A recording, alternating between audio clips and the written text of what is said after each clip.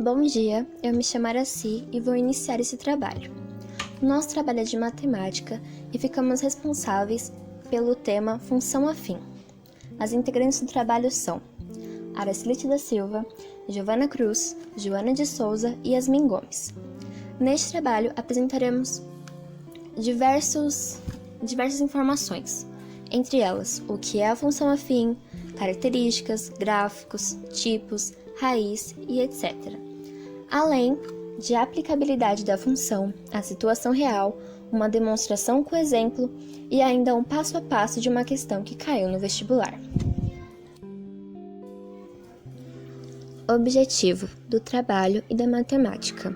O objetivo de estudo é a compreensão, interpretação e descrições de fenômenos referentes ao ensino e à aprendizagem da matemática. Neste trabalho específico, como dito anteriormente, estamos com o tema função afim e procuramos trazer o máximo de informações possíveis para que todos aprendam com a gente e entendam um pouquinho mais o que é, onde podemos aplicar, os tipos. Fizemos com muito carinho, esperamos que gostem e que aprendam conosco.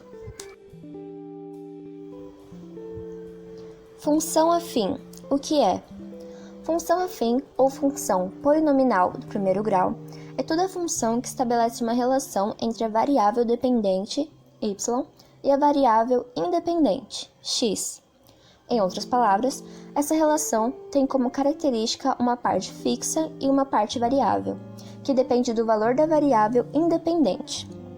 Dessa forma, vamos estudar ao longo dessa apresentação, deste trabalho, um pouco mais sobre esse tipo de função.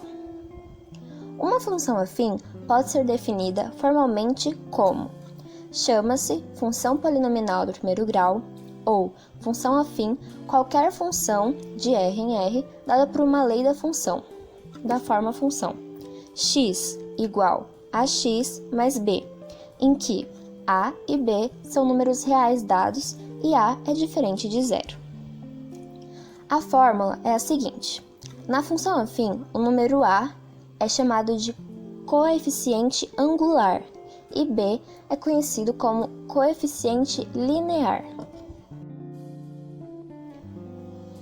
Função afim.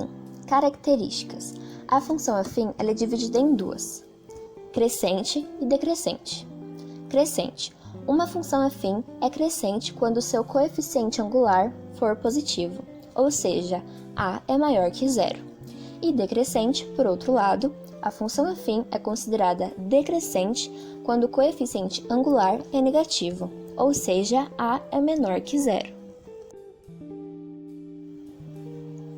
Função afim gráfico. Assim como muitas outras funções, a função afim também possui um gráfico específico. Dessa forma, vamos entender um pouco mais sobre esse gráfico e observar como ele é representado. Colocamos a imagem aí para um melhor entendimento, uma melhor compreensão. O gráfico dessa função é uma reta. O coeficiente linear b é, geometricamente falando, o ponto que intersecta o eixo das ordenadas, eixo y. Já o coeficiente angular a é a taxa de variação que essa reta tem em relação ao eixo das abscissas, o eixo x. Tipos de função afim. Para algumas situações, podemos obter alguns tipos diferentes de função afim. Mais especificamente, 3 tipos. Primeiro, temos a função linear, que seria função x igual a ax. Essa função ocorre quando o coeficiente linear é igual a zero. Dessa forma, os elementos y e x são grandezas diretamente proporcionais entre elas. Temos também a função identidade, que seria a função x igual a x. Quando vemos que a é igual a 1 e b é igual a 0, a função afim se torna uma função identidade, ou seja, vemos que y é igual a x. E por fim, temos a função constante. Se tivermos a igual a 0 e b diferente de 0, a função afim se torna uma função constante. Função afim raiz. A raiz de uma função afim, ela ocorre quando função x é igual a zero. Ou seja, qual o valor de x que faz com que essa função se anule? Para a função afim, temos que ax mais b igual a zero. Resolvendo essa equação, obtemos que a raiz de uma função afim é x igual a menos b sobre a. Oi, eu sou a Giovana Cruz e vou falar um pouco sobre a aplicabilidade da função afim, situação real e mostrar alguns exemplos. A função afim pode ser aplicada de diversas formas em situações que apresentam crescimento ou decrescimento linear, como por exemplo no movimento uniforme e progressão aritmética. No estudo de movimento uniforme, conteúdo introdutório da cinemática, o modelo matemático que define a função é S igual a S0 mais V vezes t, onde S0 é o espaço inicial do móvel, lugar que ele ocupa no instante t igual a zero, e V é sua velocidade escalar. Como exemplo, temos um exercício que diz: um carro está localizado no quilômetro 16 de uma rodovia retilínea no instante t igual a zero. Ele está se movendo a uma velocidade constante de 80 km por hora. No exercício, pede que determinemos a função horária. Sua fórmula é dada por S igual a S0 mais V vezes t. Já sabemos que S0 é igual a 16 e a velocidade é 80 km por hora. Então, fazemos a substituição das letras pelos valores, tendo assim a função horária, que é S igual a 16 mais 80t. A progressão aritmética é uma sequência em que cada termo, a partir do segundo, é um termo anterior mais uma constante, chamada razão da progressão aritmética. Por exemplo, a sequência 1, 4, 7, 10, 13, 16, 19 é uma progressão aritmética de razão 3. Considera-se agora a função afim f igual a r. R é definida por fx igual a 2x mais 1. Assim, usa-se a função fx igual a 2x mais 1 substituindo os números, como por exemplo, f1 igual a 3, trocamos o x pelo número 1, então fica 2 vezes o 1 e adiciona mais 1 tendo como resultado o 3. Em f4 igual a 9, a mesma coisa, troca o x pelo 4, multiplica por 2 e adiciona 1, resultando em 9. Continua isso por toda a sequência, f7 igual a 15, f10 igual a 21, f13 igual a 27, f16 igual a 33, f19 igual a 39 e etc.